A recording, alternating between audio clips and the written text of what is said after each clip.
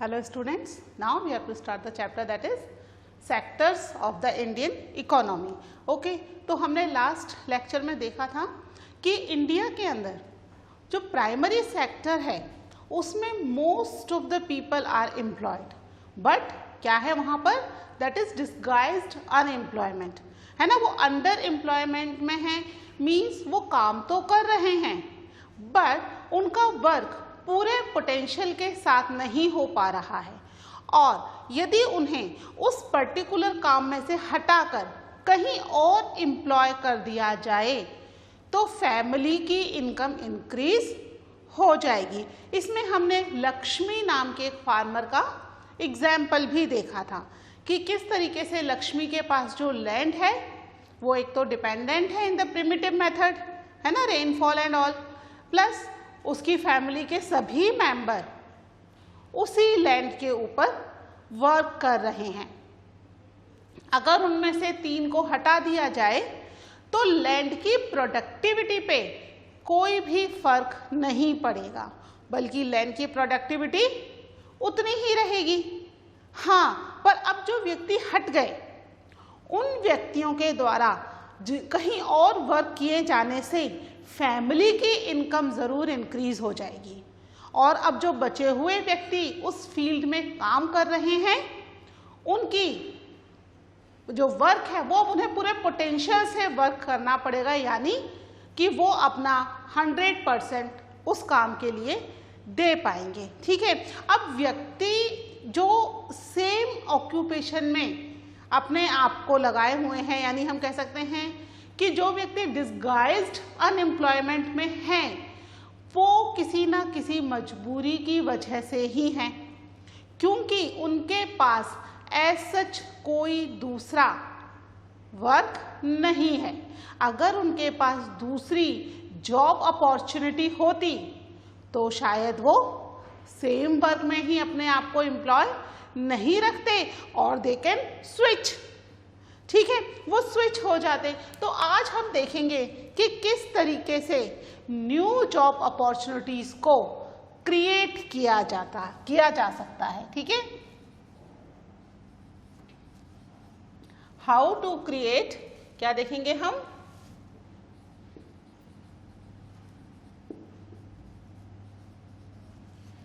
New job opportunities.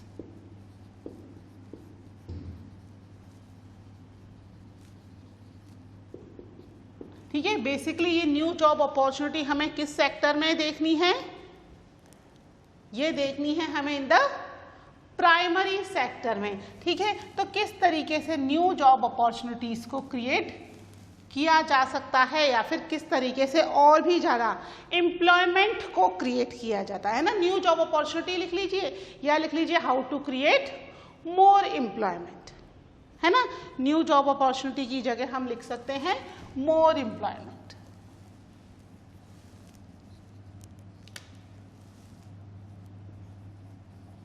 मोर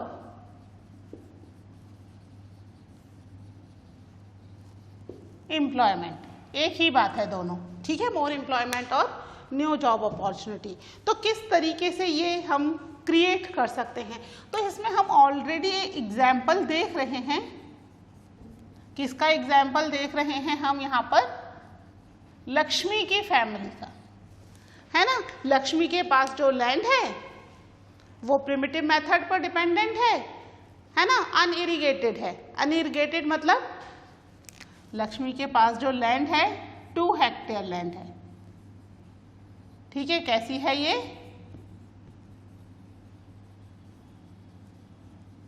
unirrigated. Unirrigated का मतलब है इसके ऊपर इरिगेशन की फैसिलिटी नहीं है, यानी कि यदि यहाँ पर इरिगेशन की फैसिलिटी क्रिएट की जा सके तो क्या होगा, लैंड रेनफॉल पर डिपेंडेंट नहीं रहेगी, क्योंकि अनइरिगेटेड है ना ये लैंड, तो किस पर डिपेंडेंट है, डिपेंडेंट ऑन रेनफॉल। अगर अच्छी रेनफॉल आएगी तो फसल अच्छी होगी, अगर अच्छी रेनफॉल नहीं होगी तो लक्ष्मी और उसकी फैमिली को उसके अकॉर्डिंग ही क्रॉप ग्रो करनी पड़ेगी जिसमें ज़्यादा रेनफॉल की ज़रूरत ना हो। तो यहाँ पर लक्ष्मी अपनी लैंड की प्रोडक्टिविटी को बढ़ाने के लिए क्या कर सकती है? She can have a well on her land. ठीक है, अपनी लैंड के ऊपर एक वेल वो कंस्ट्रक्ट करवा सकती है।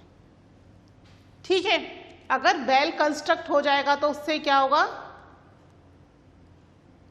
लैंड की प्रोडक्टिविटी बढ़ेगी। ये जो अनइरिगेटेड लैंड है, ये अनइरिगेटेड लैंड किस में कन्वर्ट हो जाएगी? ये कन्वर्ट हो जाएगी इरिगेटेड लैंड में, है ना।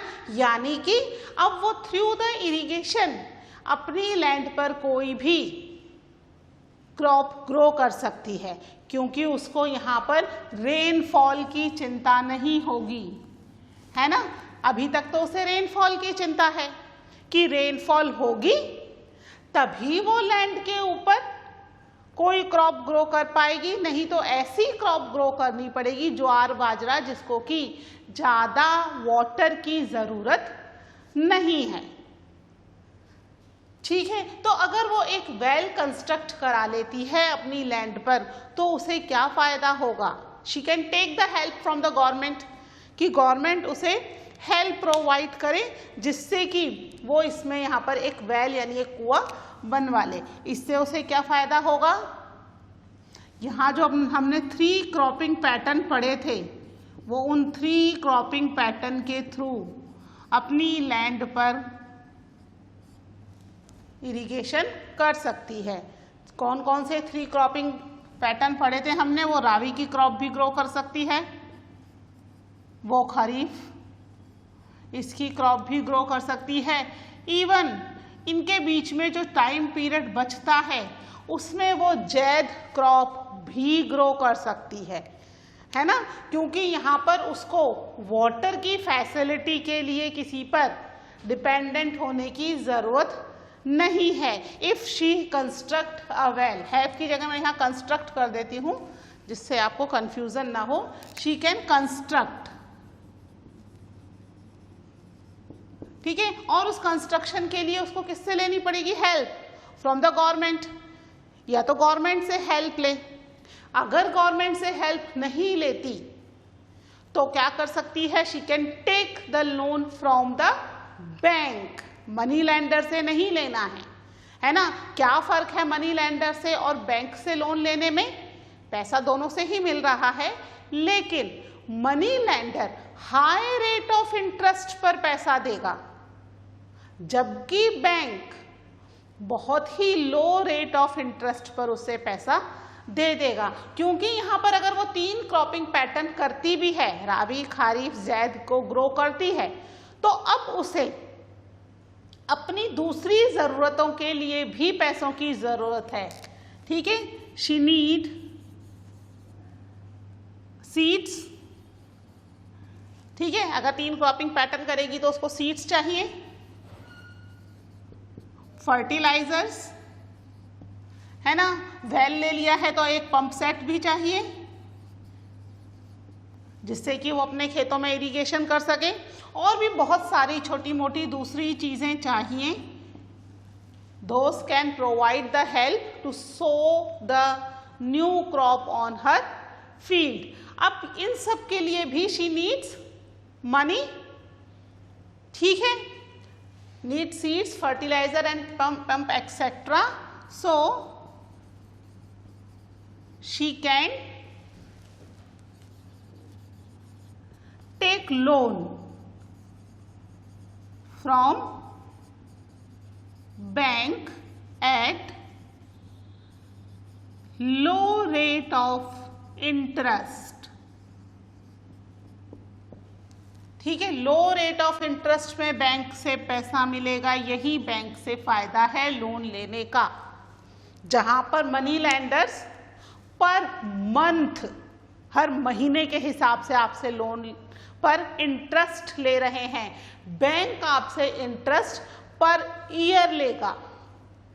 ठीक है, जहां मनी लेंडर आपसे ले रहे हैं 5 से 30%, 40% तक पर मंथ इंटरेस्ट ले रहे हैं, वहीं बैंक का इंटरेस्ट रेट उसके कंपैरिजन में बहुत ही लो है, 7% to 10-12%, इसके आसपास इनका इंटरेस्ट रेट होगा फॉर होल ईयर, है ना। और प्लस आपको जो पैसा रिटर्न करना है वो भी आपकी छोटी छोटी किश्तों में डिवाइड कर दिया जाएगा, और अगर छोटी किश्तों में नहीं दे सकते हो आपको क्रॉपिंग सीजन पूरा होने तक का टाइम भी दिया जाएगा। बैंक में किसानों के लिए, फार्मर्स के लिए स्पेशल स्कीम्स होती हैं जिसके थ्रू उन्हें पैसा लोन पर दिया जा सकता है। तो ना केवल लक्ष्मी जैसे और भी फार्मर्स यहाँ पर बैंक से लोन लेकर के अपने फील्ड में वेल लगा सकते हैं, अपने 3 क्रॉपिंग पैटर्न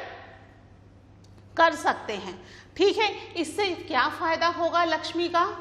जहाँ पर वो अभी तक केवल एक ही क्रॉप ग्रो कर रही थी ना, अनइरिगेटेड लैंड है ना, केवल एक खरीफ की क्रॉप ग्रो कर रही थी, बाकी की क्रॉप ग्रो ही नहीं कर पा रही थी, है ना, पानी की अवेलेबिलिटी नहीं थी उसको। तो अब वो क्या कर सकती है, खरीफ के साथ अब वो राबी, खारीफ, जैद 3 क्रॉप ग्रो कर सकती है, और यानी कि उसकी लैंड पर जहां केवल 2 ही लोग प्रोडक्शन कर पा रहे थे, अब 4 लोगों के लिए जगह हो गई, है ना। 2 लोग राबी सीजन में काम कर लो, 2 खारीफ में काम कर लो, ठीक है। तो उनके पास और काम करने की, यानी कि और ज़्यादा लोग उसकी लैंड पर एम्प्लॉय हो सकते हैं। चाहे तो 2 लोगों से ही काम चल सकता है, बट हम देख रहे थे कि डिस्गाइज्ड अनएम्प्लॉयमेंट के थ्रू लैंड की प्रोडक्टिविटी नहीं बढ़ रही थी, है ना। अब यहाँ पर लैंड की प्रोडक्टिविटी इंक्रीज हो गई है। अब अगर इस तरीके से और भी दूसरे लोग लोन लेकर के अपने लैंड पर वेल बनवा रहे हैं और 3 क्रॉप्स ग्रो कर रहे हैं, उन्हें सरप्लस जो एक्स्ट्रा बच रहा है अब उसे उन्हें सेल भी करना है ना। तो सेल करने के लिए अब उन्हें किसकी जरूरत है, ट्रांसपोर्टेशन की।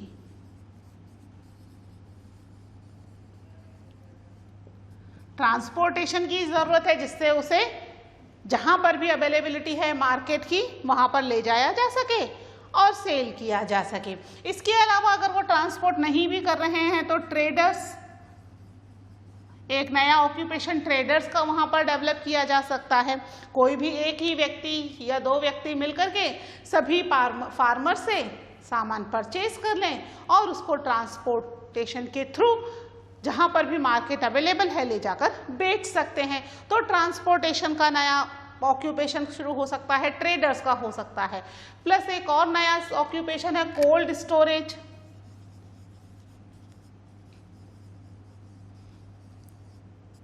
ठीक है, वहां पर कोल्ड स्टोरेज बनाया जा सकता है विलेज में, जहां पर इस एक्स्ट्रा सरप्लस को रख दिया जाए और जब मार्केट में शॉर्टेज हो या अच्छी प्राइस मिले उस समय इसे सेल कर दिया जाए। अधिकतर ट्रेडर्स क्या करते हैं, वो मार्केट से सामान लेकर के कोल्ड स्टोरेज में रख देते हैं, है ना। कोल्ड स्टोरेज अगर गवर्नमेंट एफिलेटेड है या गवर्नमेंट प्रोवाइड कर रही है यहाँ स्टोरेज फैसिलिटी, तो बहुत ही कम चार्जेस पर वो अपना सामान वहां पर सेफ रख सकते हैं। और कोल्ड स्टोरेज में प्रोडक्ट के अकॉर्डिंग टेम्परेचर सेट होता है जिससे प्रोडक्ट खराब नहीं होता, है ना, फ्रेश बना रहता है। हम देखते हैं ना कई बार की तो पिछले सीजन की फल और सब्जियां मार्केट में आ रहे हैं, तो पिछले सीजन के फल सब्जियां मार्केट में कैसे अभी तक इतने फ्रेश आ रहे हैं, क्योंकि उन्हें जहां कोल्ड स्टोरेज में रखा गया है वहां का टेम्परेचर उन सामानों को प्रिजर्व रखने के हिसाब से सेट किया जाता है जिससे कि वो खराब ना हो, है ना। हम देखते हैं कई सारे फ्रूट्स एंड वेजिटेबल्स, तो यहाँ पर कोल्ड स्टोरेज की फैसिलिटी भी अवेलेबल करवाई जा सकती है जिसमें लोग एम्प्लॉय हो सकते हैं। ठीक है, तो ये कुछ न्यू जॉब अपॉर्चुनिटीज यहाँ पर क्रिएट की जा सकती हैं फॉर द मोर एम्प्लॉयमेंट, और ज़्यादा लोगों को एम्प्लॉयमेंट मिल सके। ठीक है, इसके अलावा यहाँ पर जो भी प्रोडक्शन हो रहा है उससे रिलेटेड इंडस्ट्री भी खोली जा सकती है। यानी कुछ लोग मिलकर के डिसाइड कर लें कि भाई हम इस सीजन में दाल का बिजनेस करेंगे या दाल पल्सेस क्रॉप्स ग्रो करेंगे। पल्सेस क्रॉप्स ग्रो करने से क्या होगा कि सीजन में वो बाद में उसे दाल मिल में भेजकर उसको दाल में कन्वर्ट करवा सकते हैं। तो यहाँ पर agriculture related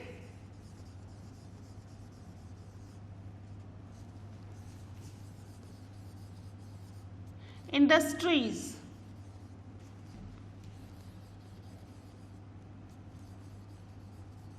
can be constructed। ठीक है, एग्रीकल्चर से रिलेटेड है ना, कौन कौन सी, जैसे एग्जाम्पल है शुगर केन से रिलेटेड शुगर मिल शुरू की जा सकती है, और जैसे दाल मिल है ना, पल्सेस क्रॉप ग्रो कर ली जाए और दाल मिल में उनका जाकर उनको डेवलप कर दिया जाए। दाल मिल से रिलेटेड इंडस्ट्री शुरू की जा सकती है ना। ऐसे ही और भी, शुगर कर लेना इसको एक बार,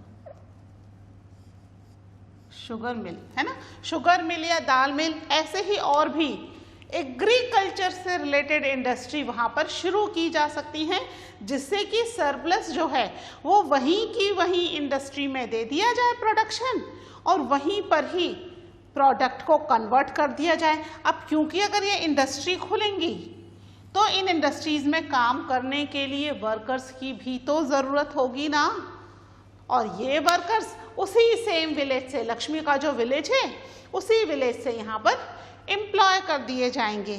तो क्या होगा, जो डिस्गाइज्ड अनएम्प्लॉयमेंट है, जो लोग वर्क नहीं मिलने की वजह से अपने ही खेतों में लगातार काम किए जा रहे हैं, जहां उनकी एज सच कोई ज़रूरत नहीं है, वो उसको छोड़ के इन इंडस्ट्रीज में एज अ वर्कर काम कर सकते हैं, है ना। नई जॉब अपॉर्चुनिटी उनके लिए यहाँ पर शुरू हो जाएगी। ठीक है, तो इस तरीके से एक विलेज के अंदर न्यू जॉब अपॉर्चुनिटीज कंस्ट्रक्ट की जा सकती है। ठीक है, अगर हम देखें कि जितने भी कंट्री के अंदर लोग हैं, हमारे कंट्री में बहुत ज़्यादा नंबर ऑफ चिल्ड्रन हैं, सारे के सारे बच्चे स्कूल नहीं जा पाते, है ना। किसी रीज़न से वो लोग या तो मजदूरी कर रहे हैं, माँ बाप की हेल्प कर रहे हैं, या जो भी रीज़न है उनके पेरेंट्स अफोर्ड नहीं कर पा रहे हैं उन्हें स्कूल भेजना, जिस भी रीजन से स्कूल नहीं जा पा रहे, अगर वो सभी बच्चे स्कूल जाने लग जाएं तो हमारे यहाँ पर लगभग 20 लाख नई जॉब्स किसकी खुल जाएं, लगभग 20 लाख न्यू जॉब्स क्रिएट हो जाएं, किसकी, फॉर एजुकेशन। ठीक है, एजुकेशन के अंदर कौन कौन आ गया, जैसे टीचर्स हैं, लेक्चरर्स हैं, क्लर्क हैं, ठीक है, ये सब आ गए यहाँ पर। लगभग 20 लाख टीचर्स की ही जॉब जो है वो यहाँ पर क्रिएट हो जाए एजुकेशन इंडस्ट्री के अंदर। यदि सब बच्चे स्कूल जाना शुरू हो जाएं तो गवर्नमेंट को इतने सारे नए स्कूल्स खोलने पड़ जाएंगे और जो भी लोग हैं उसमें एम्प्लॉय हो सकते हैं। ठीक है, इसी तरीके से बहुत सारी जॉब की अपॉर्चुनिटीज़ क्रिएट की जा सकती हैं। गवर्नमेंट की रिस्पॉन्सिबिलिटी है एजुकेशन प्रोवाइड करना, इसके अलावा गवर्नमेंट की रिस्पॉन्सिबिलिटी है हेल्थ प्रोवाइड करना। ठीक है, हेल्थ के लिए भी अगर सभी जगह हेल्थ सेंटर खोल दिए जाएं, हम देखते हैं बहुत सारे विलेजेस और छोटे मोटे टाउन्स में या तो हेल्थ सेंटर हैं ही नहीं, और अगर हेल्थ सेंटर हैं तो दे आर हैव ओनली 1 और 2 नर्स और डॉक्टर, एक आध कोई हेल्थ सेंटर, कई बार 2-2, 3-3 गांव के बीच में एक डिस्पेंसरी होती है। अगर सब में हेल्थ सेंटर खोल दिए जाएं तो यहाँ पर फिर नर्सेस डॉक्टर्स, इनकी ज़रूरत पड़ेगी, इनकी नई जॉब अपॉर्चुनिटीज़ क्रिएट हो जाएगी अगर हेल्थ सेंटर खोल दिए जाएं सब जगह। ठीक है, साथ में इन दिनों सबसे ज़्यादा टूरिज्म इंडस्ट्री जो है वो डेवलप हो रही है। अगर हर स्टेट अपने अपने यहाँ पर प्रॉपर वर्क करे तो लगभग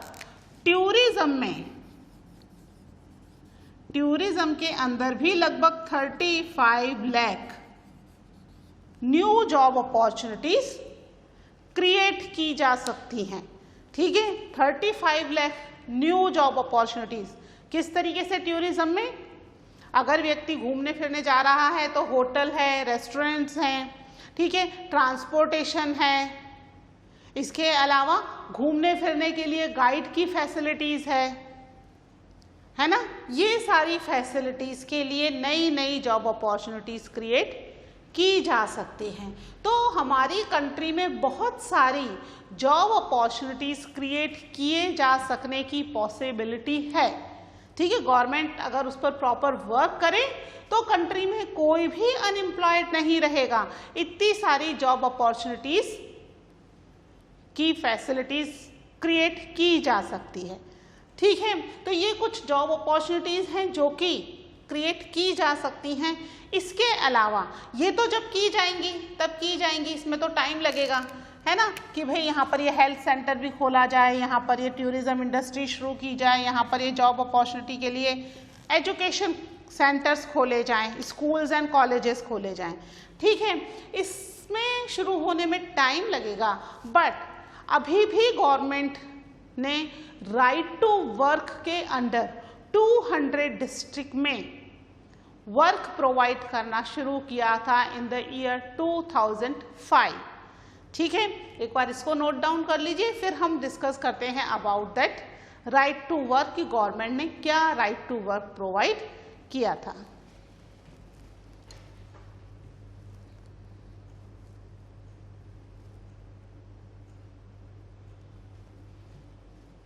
ठीक है, इसको रब कर दूं।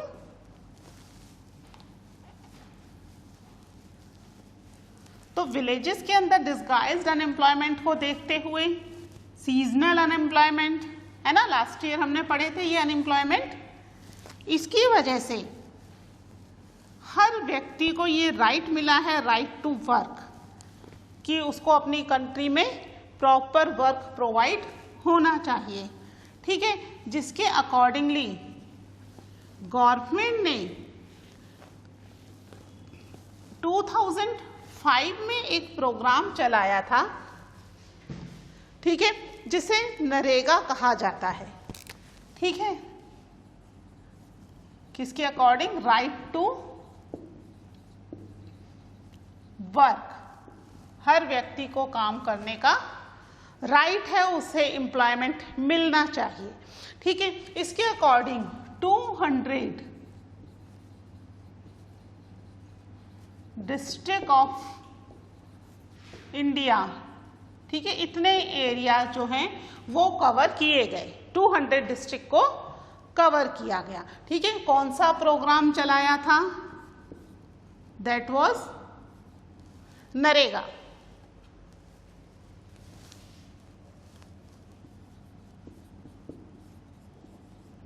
ठीक है, नरेगा क्या है फुल फॉर्म नरेगा की? National rural employment guaranteed act. ठीक है, गारंटी एक्ट कब शुरू हुआ? It was started in 2005। ठीक है, 2005 में ये शुरू किया गया। ये बेसिकली किसके लिए था? To provide the work those who are disguised और सीजनल अनएम्प्लॉयड।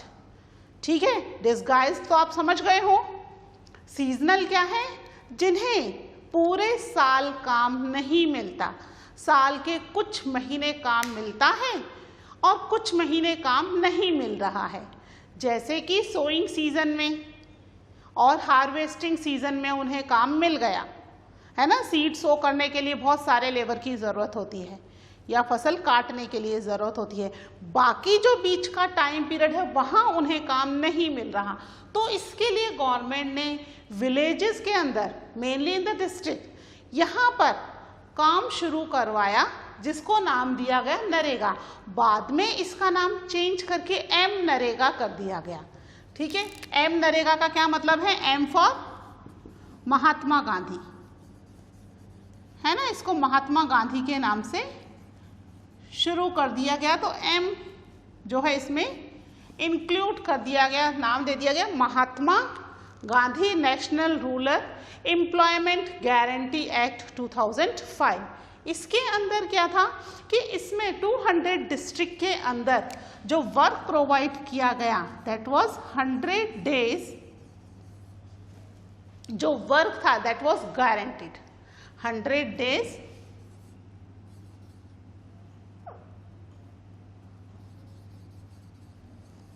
गारंटीड वर्क, यानी साल में आपको 100 दिन काम प्रोवाइड करना किसकी जिम्मेदारी हो गई? गवर्नमेंट की रिस्पॉन्सिबिलिटी हो गई। कोई से भी 100 दिन जब आप अप्लाई करते हो, ठीक है, यानी जब वर्कर को काम नहीं मिल रहा है तब वो क्या कर सकता है? नरेगा में अप्लाई कर सकता है। अप्लाई करने के 15 दिन के अंदर उसे वर्क प्रोवाइड करना ज़रूरी है। अगर गवर्नमेंट प्रोवाइड नहीं कर पाती है वर्क तो क्या होगा? If government fail to provide work,